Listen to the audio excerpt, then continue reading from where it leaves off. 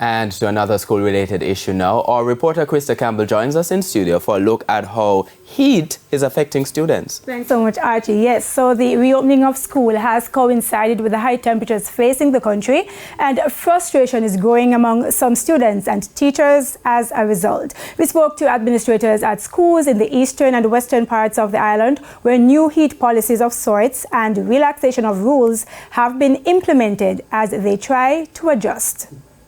Water bottles on every desk in this class, fans on the go in others. But for some teachers, there's hardly any escape from the punishing heat, and they say it's affecting teaching and learning. Yesterday, it was somebody asked me that they did not know that a pool was at the school. So I was wondering, what were they talking about? But because of the perspiration and the sweatiness of my clothing, they had to wonder if I was swimming in a pool because of the heat that we have to endure during the days at school.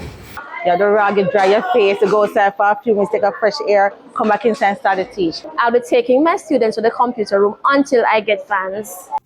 But some teachers have taken their own initiatives, even while they appeal for sponsorship to buy fans for the classrooms.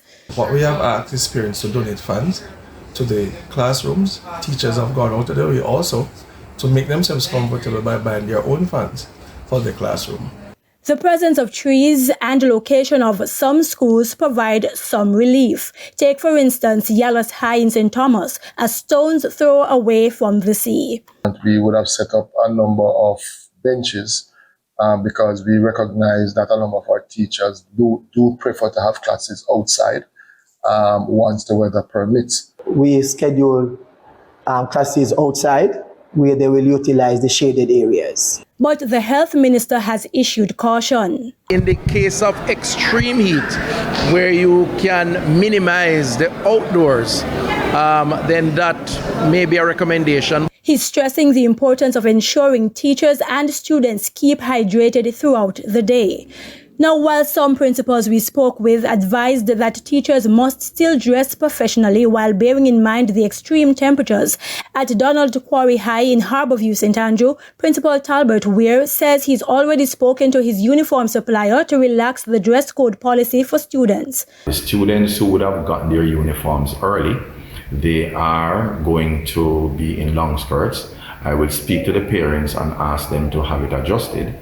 And for the students who would have gone after I have written to D&M, you will see them in shorter skirts. As a medium-term solution, Yallas High School Principal Mark Malava says in another year or two, a project to improve ventilation at the institution should be completed.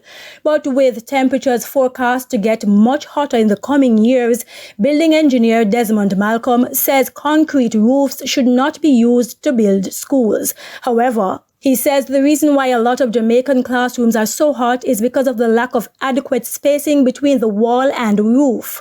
If we use concrete roof, then we have to perhaps make it very, very high so that a lot of the heat will be trapped, maybe some up to as much as 18 feet above the floor. So where you have your windows, you could also allow for airflow at the top of the window.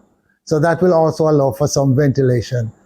We could use some kind of steel mesh between at the top of the window to allow more airflow. Meanwhile, he says using solar energy solutions at schools will significantly reduce the costs of installing air conditioning units to help keep classrooms cool. Krista Campbell, TVJ News.